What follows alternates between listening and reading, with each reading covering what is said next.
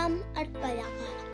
Isang araw habang naglalakad ang tatlong langgam na sinagam ng atam sa gilid ng ilog ay nakita nila ang isang naipit na bato, si Palaka.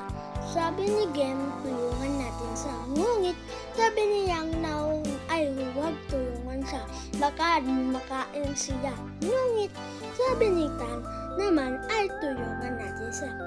Kaya nagdesisyon siya lahat na tulungan siya. Iniangat ang bato para makawala ang palaka.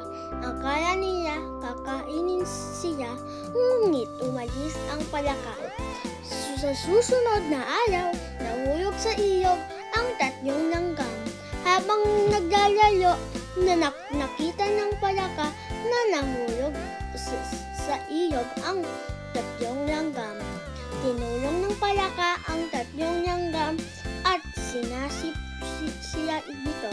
Naalala ng palaka ng kabutihan niya sa kanyang ninalahik niya sa kabutihan sa kanila. Mula noon naging